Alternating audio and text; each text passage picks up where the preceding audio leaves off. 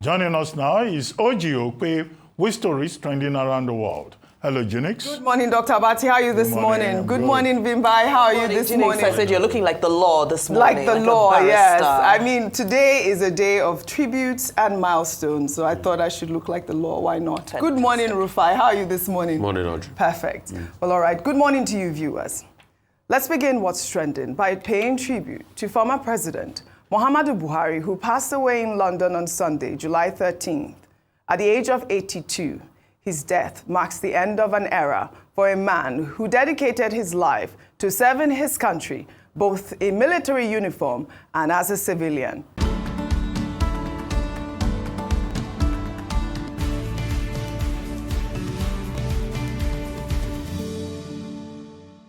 Now, President Buhari has been a central figure in Nigeria's political landscape for over 4 decades, leaving behind a legacy that is as complex as the nation he led.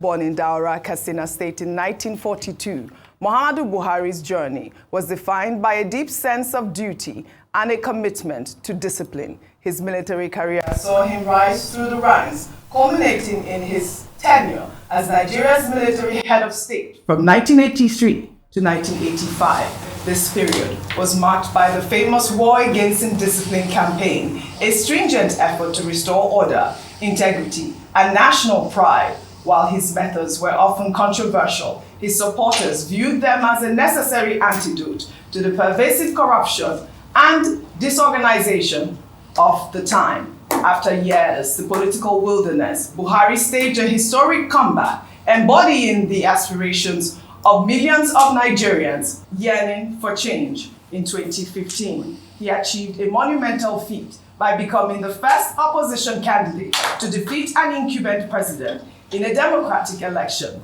His 2-term presidency from 2015 to 2023 was anchored on 3 pillars: fighting corruption, tackling insecurity, and reviving the economy. In his inaugural address, he famously declared, "I belong to everybody and I belong to nobody." This mantra encapsulated the man, a figure of yielding conviction, who in the eyes of his admirers prioritized the national good above all else. In an exclusive interview with Arise News in 2021, Buhari reflected on his life and time in office, wishing well for Nigerians and urging them to write his legacy. Thank you very much for thinking that I'm okay. When I leave, I will be going to my farm daily. I will try and keep myself busy. I will try to keep on convincing Nigerians that I mean very well. And as I said, visibly, we made progress in the Northeast, we made progress in the South, but I'm overwhelmed almost by Northwest, and they are going to get it very soon. Well, Mr. President, what will be the Buhari legacy? Well, I will allow Nigerians to discuss it. I hope they will be fair to me. I wouldn't like to say it myself. I would like Nigerians to try and spend time when we came, both economy and security, where we were, where we have been for the 8 years and maybe around, and try to work out. I hope Nigeria will be fair to me. This is all I need. Well, Muhammadu Buhari's legacy will undoubtedly be a subject of continuous reflection and debate, serving as a testament to the profound and lasting impact he had on Nigeria's history. He's survived by his wife, Aisha Buhari, and 10 children. May his soul rest in peace. Well, there's a video that has now gone viral, which showed the moment Buhari's family found out about his passing. Let's take a look.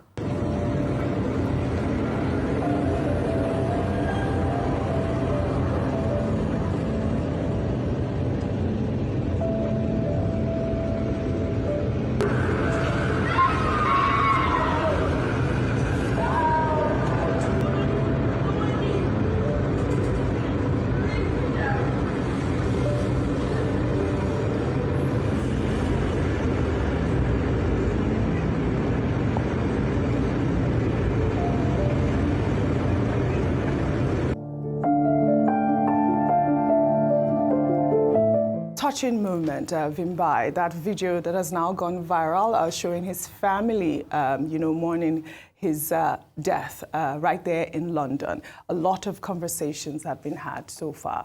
But meanwhile, President Bola Ahmed Tinubu and First Lady Senator Oluremi Tinubu expressed profound sorrow on Sunday over the passing of former President Muhammadu Buhari. President Tinubu eulogized Buhari as a patriot, soldier, and statesman, highlighting his unwavering dedication to Nigeria during his term as military leader from 1984 to 1985 and as democratically elected president from 2015 to 2023. He commended Buhari's quiet strength, integrity, and commitment to unity, emphasizing his efforts to champion discipline and confront corruption. As a mark of respect, President Tinubu ordered all national flags to fly at half-staff for 7 days and has called an emergency federal executive session. Tinubu also announced that the federal government will accord Buhari full state honors. First Lady Oluremi Tinubu echoed Tinubu's sentiments, describing Buhari as a great leader who served with unwavering commitment, integrity, and a deep love for his people. Both extended their deepest condolences to Buhari's widow, Aisha Buhari, the entire Buhari family, and the people of Katsina State, praying for his peaceful repose of his soul and for his life to continue inspiring future generations. So many tributes. Former military president General Ibrahim Badamasi Babangida also paid tribute to former President Muhammadu Buhari. Babangida, in his tribute, described Buhari as a deeply spiritual man who found solace in faith and who carried himself with humility of someone who believed in a higher calling. His statement reads in part, "We may not have agreed on everything, as brothers often don't, but I never once doubted his sincerity or his patriotism. His passing today is not just the loss of a former head of state or a two-term civilian president. It is the loss of a symbol, a man whose life embodied the transition of Nigeria from the old guard to the new republic, a man who even in retirement remained a moral compass to many and an example of modesty in public life. To his beloved wife, Aisha, his children, grandchildren, and the nation he loved and served, I extend my deepest condolences." Also, former President Olusegun Obasanjo, in his tribute, described Buhari as a patriot and a statesman who tried his best. He prayed for the repose of Buhari's soul, stating that he would be deeply missed. He tried his best. My prayer is that God will forgive him of his inadequacies and accept him into his kingdom.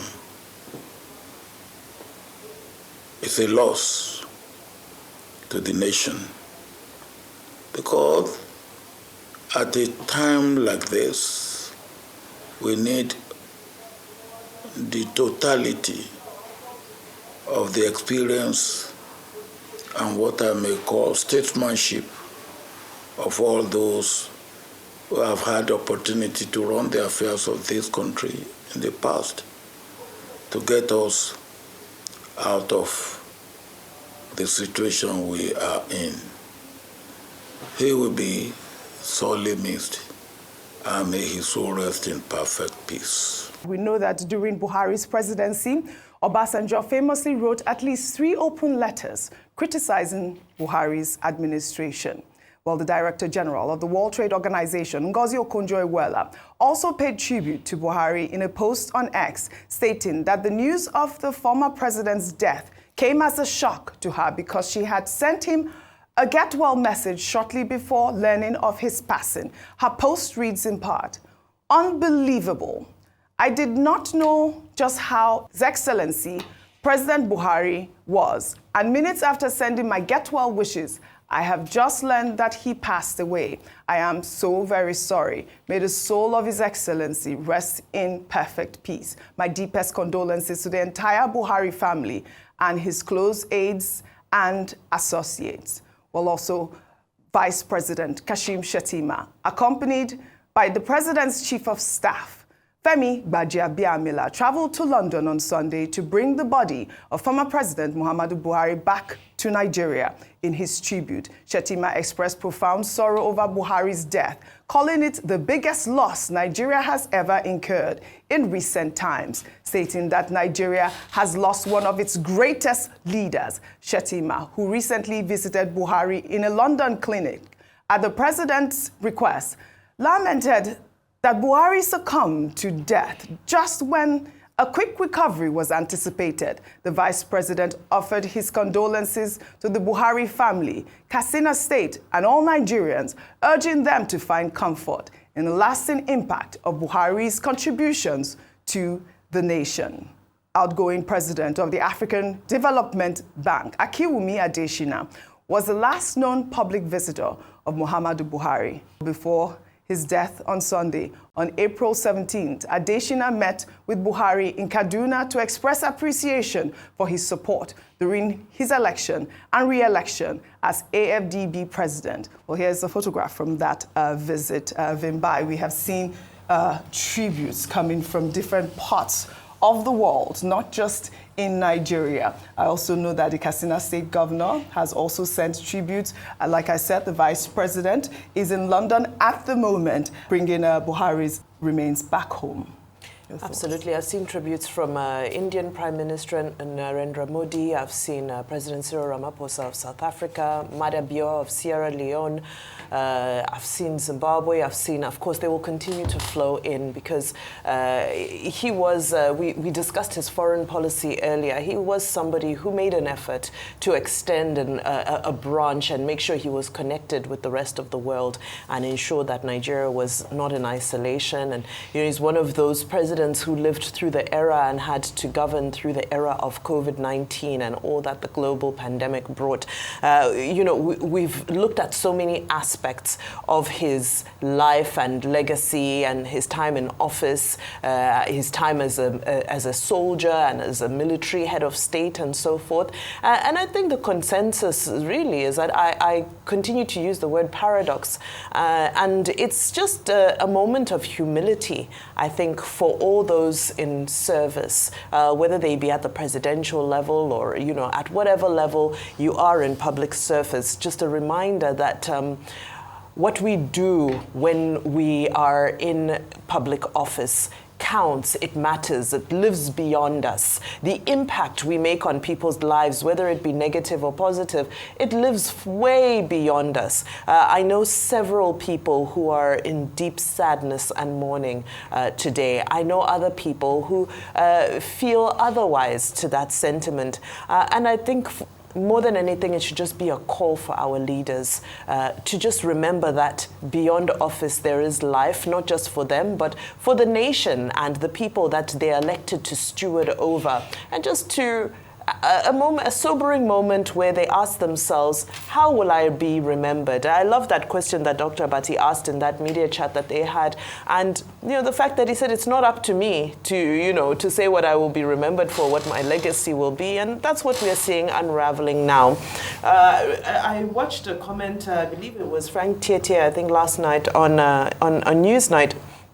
Or was he with Charles Anyagole? I'm not sure. And he was saying that, we would have wished for him to have lived a little bit longer, especially into this current presidency, so that we could have been able to have deeper conversations about, the impact that he had on this current administration. Of course, in his absence, those can still be had, but just robust conversations that I think need to be had, and especially around the healthcare system as well. And how much are our leaders really investing in this healthcare system and, just ensuring that there's access to healthcare for all from the highest office even to the lowest office. And I know there are also concerns around privacy and so forth. But for now, what can we do? We continue to pray for his family. We continue to pray for his loved ones, the people of Daura, of Katsina, all well-meaning Nigerians, because I think it's important to reiterate that although some may have a sour taste of his legacy, he was also loved by very many. He was. I mean, he did have a cult following, and you're absolutely right. He was loved by many.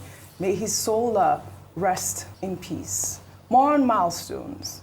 It is with profound respect and a deep sense of loss that we authorize news mark the passing of His Royal Majesty Oba Sikiru Kayode Adetono Ogbagba II, the revered Awujale of Ijebu land, Oba Adetono, who died at a remarkable age of 91, leaving behind an indelible legacy forged over 65 years on the ancient Ijebu throne.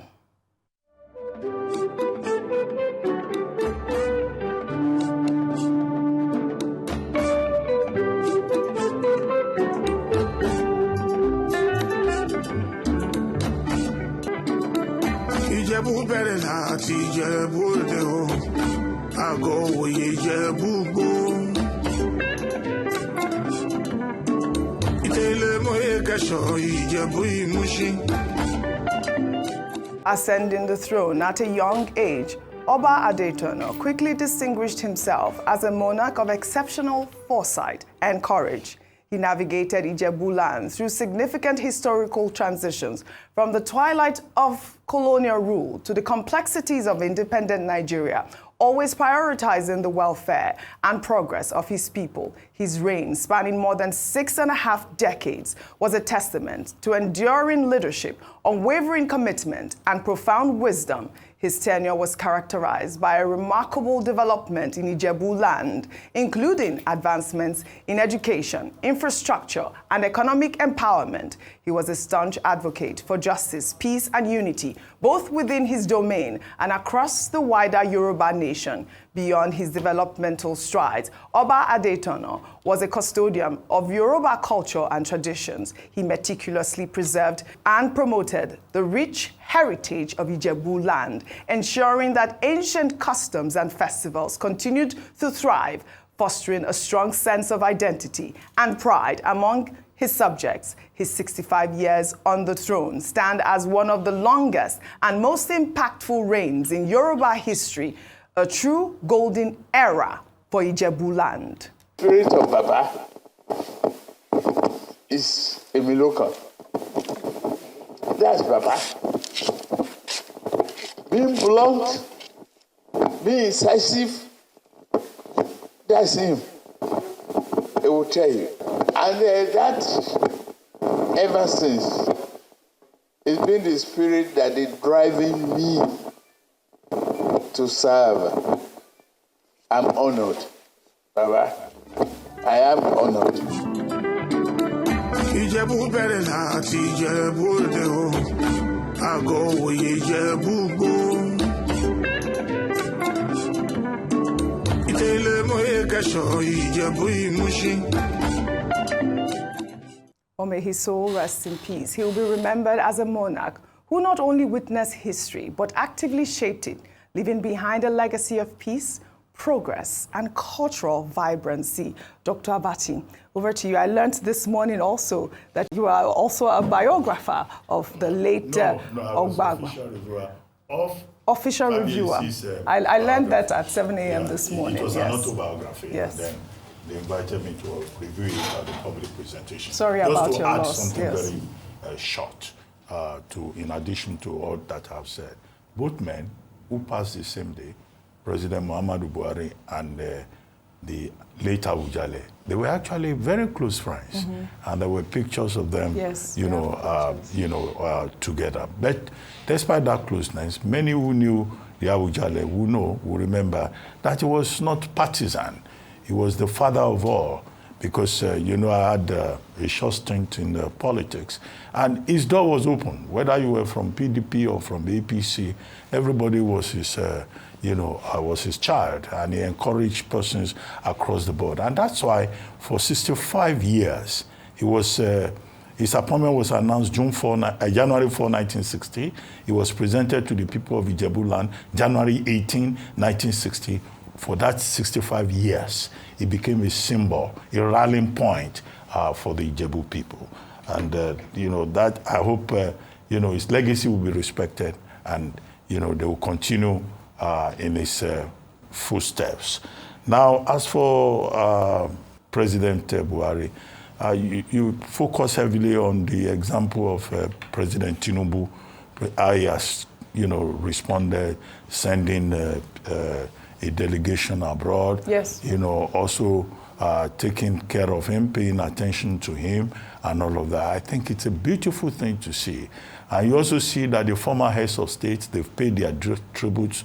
The only person you left out is President Goodluck Jonathan. He has also paid his tribute, has he? He has. I In fact, he says that in his passing, Nigeria has lost one of his foremost leaders and have lost a respected colleague and elder.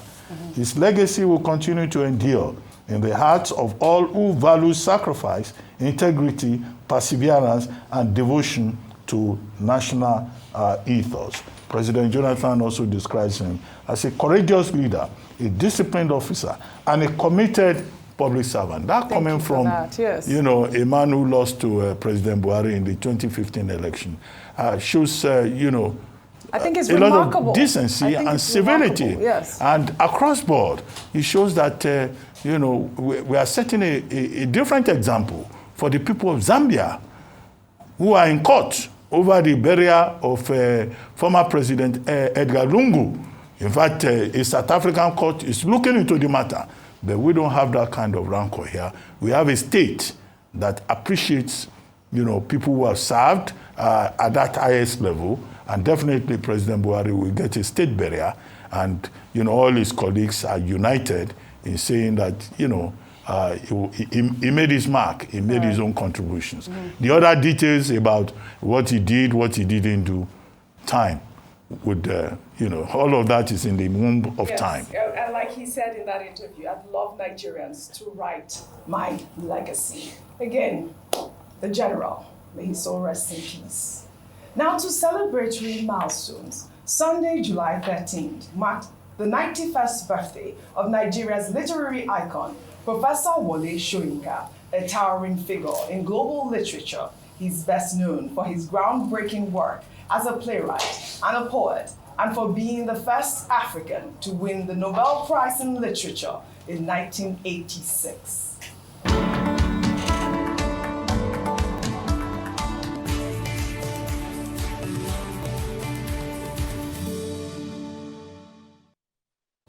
From his incisive plays like Death and the King's Horseman to his profound poetry and compelling essays, Soyinka's prolific career has consistently challenged societal norms, championed justice, and celebrated the rich tapestry of African culture and thought. Soyinka's unwavering commitment to human rights and artistic freedom has made him not just a literary icon, but a moral compass for generations. As he marks another significant milestone, we at Arise News honor Professor Wole Soyinka's enduring legacy and his profound impact on the world of arts and letters. His words continue to inspire, provoke, and illuminate, ensuring his place as one of the greatest literary minds of our time. Happy birthday to you. Happy birthday to you. Happy birthday. Happy birthday to you. Happy birthday to you. Happy birthday. As if my presence fails to image what you were, mirrored in trustful faces, like the world, itself a trusting planet, an eternity that spins in human hands, as if childhood were out of fashion, as if. Happy birthday, Kongi. The Wole Soyinka International Cultural Exchange held its 16th annual edition, celebrating Professor Wole Soyinka's 91st birthday in Abeokuta on Sunday. The events are split into two, one in Abeokuta yesterday and the other in London, to be held on July 24th and 25th. Isn't this such a huge milestone? Congratulations to our literary icon. This is another great celebration. We know that, you remember like in Enugu State, there was that Chinua Achebe Festival, and I think this is such a remarkable way to celebrate an icon like Professor Wole Soyinka. Happy birthday, Professor Wole Soyinka. Happy birthday. Well, finally, under milestones. Today we celebrate a true titan of media and a distinguished son of Nigeria, Prince Nduka Obaigbena, Commander of the Order of the Niger, the esteemed Duke of Owa Kingdom, as he marks his 66th birthday.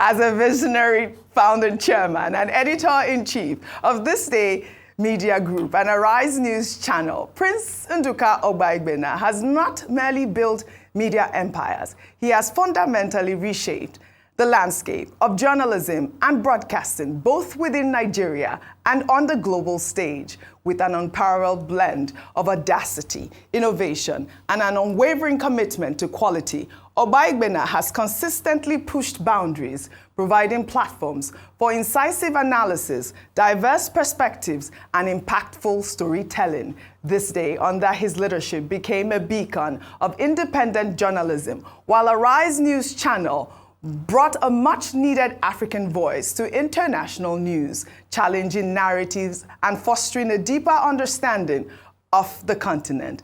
Nduka Obaigbena is more than a media mogul. He's a cultural ambassador, a patron of the arts, and a relentless advocate for progress. On this significant milestone, we at Arise News salute his courage, foresight, and immense contributions to public discourse and national development. His legacy is etched in the vibrant media landscape he helped create, and his influence continues to resonate across industries.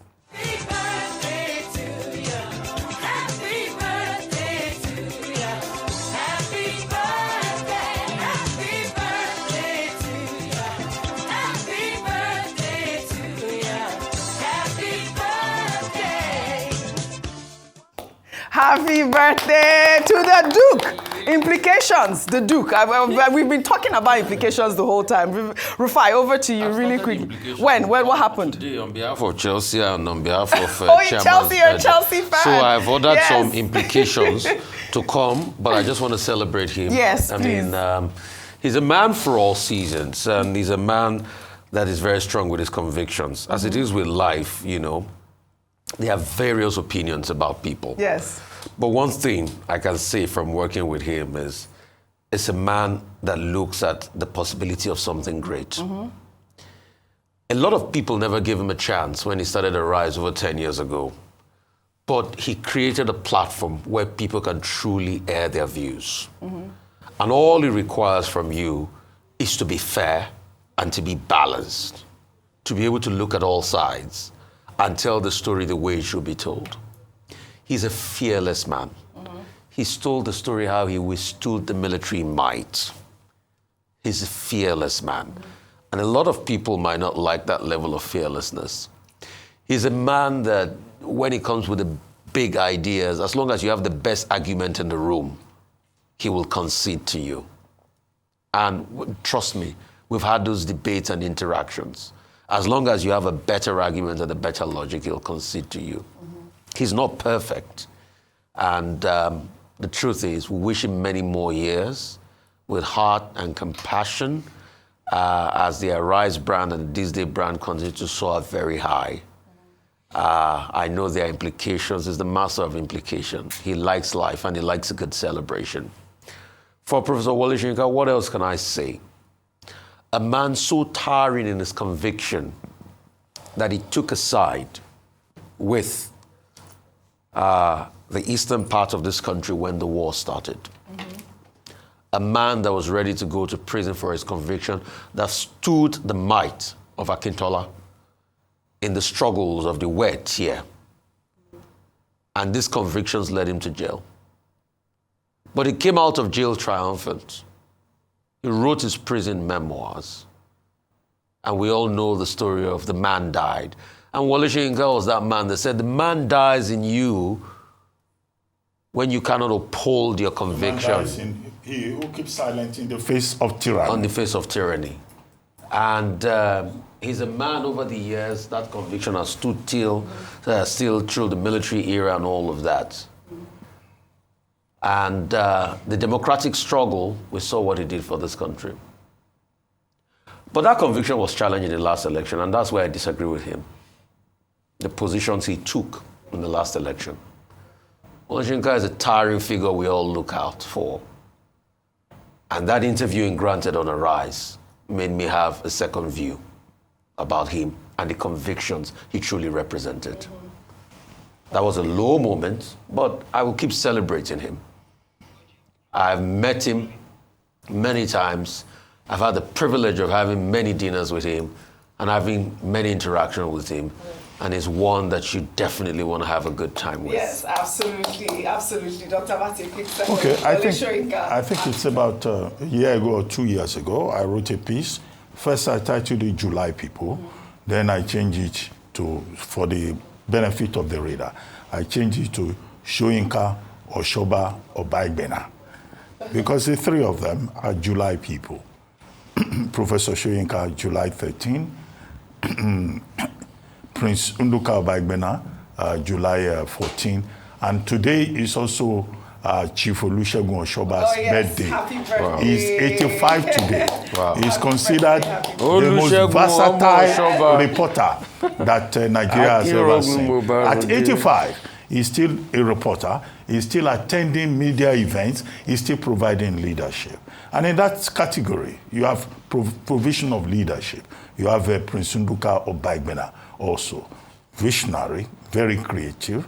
And in that piece, I don't want to rehash what I said in that piece. I made a point about how, he has made so much impact and has had so much influence within the media space in Nigeria. And even in terms of interfacing with government, behind the scenes, that is. And then as for Professor Olushoyinka, what else can you say about him? He's a global citizen. He's an icon. One of those individuals who are bound to live forever, who have gained immortality on the basis of their creativity, talent, and prodigious productivity. Well, what can we say? We wish them all many years of impactful leadership and continuous success. Do you want to say one thing about your chairman? I will speak about my chairman. Just in a couple of sentences. Yes. Listen, I think the Duke's visionary qualities are out of this world. Yes. I often just think he's a next level of genius, because sometimes you don't see where he's going with something until it materializes. Yes, absolutely. So I just wish him a fantastic birthday. A great year ahead, many more milestones coming for him this day and Arise. A toast to the Duke of our Kingdom. Yes. Happy birthday. A toast to the Duke. Happy birthday, Prince Nduka Baigbena. We'll take another story now. The governor of Anambra State, Professor Charles Chukwuma Soludo, joined his son in a dance challenge that went viral over the weekend. Soludo's son, Ozinna, who's a musician and a content creator, posted the video on Instagram. Let's take a look. You want me forever, baby, let's go. I will never, ever, ever let go. You want me forever, baby, let's go. I will never, ever, ever let go. You want me forever, baby, let's go. I will never, ever, ever let go. You want me forever, baby, let's go. I will never, ever, ever let go. You on me, that's a big flex, big flex. Me on you, that's a big flex, big flex. You on me, that's a big flex, big flex. Me on you, that's a big flex, big flex. You on me, that's a big flex, big flex. Me on you, that's a big flex, big flex. You on me, that's a big flex, big flex. Me on you, that's a big flex. Me on you is a big flex, big flex. Rufai! Rufai, how do you know these songs? Rufai is Gen Z, don't mind him. The truth is, this song is a jam. It is, it actually is. I've been following Ozona's career for a while. I've also played Ozona on my various, media outlets and radio stations. This guy's a talent. Yes. See, not everybody will appear the way a lot of Nigerians want them. They've been trolling this guy. What rubbish have they been doing? They have been, and I don't understand such a wonderful talent like this. And I'm happy. Yes. That his father made that video, because part of the things they also said was that how his father is not proud of him. Yes. Are you the father? Look at this man has talent. See God. And he's expressing himself with a great music. Right. All we need is to promote Ozona in such a way and support him that he becomes a big talent. Right. You on me, and a big flex, big flex. You on me, and a big flex, big flex. You on me, congratulations big flex. It's good to see Professor Soludo. He's not talking economic theory. He's not talking Keynesian economics. The other side of him, to see him dancing and relaxing. Congratulations. Well, that's part to of the family. Soludo solution. Yes. You know, the beauty of the music of his son is part of the Yes. Soludo solution. I can't wait in terms for him of contribution I can't to wait for culture him and the to arts. blow. Well, all right. We'll take our final story under entertainment. Two-time Grammy Award-winning singer Lady Oluremi, popularly known as Tems, made history on Sunday by headlining the FIFA Club World Cup final halftime show, becoming the first African artist to do so. Her 15-minute performance also featured Doja Cat, J Balvin, and a surprise appearance from Coldplay and Emmanuel Kelly. Tems' captivating vocals and stage presence thrilled the audience as she performed some of her hit songs, including Love Me Jeje, during the halftime show. Let's take a look. I'm on your way right now. I'm on your way right now. Yeah. Goodbye now. You got me on your side now. I'm on your way right now. Yeah, and everybody said, love me, Jeje, love me tender. I said, love me, Jeje, love me tender. I'm on your way right now. Love me, Jeje, love me tender. Tems, fire, they go. He loves the song. I mean, I am so proud of Lady Oluremi, first African to do this FIFA World Cup final halftime show. Congratulations. Huge feat for Afrobeats. I'd love to thank you all for your great analysis, as always, on What's Trending. Well, that's all I have for you guys on What's Trending today. I'll see you all tomorrow.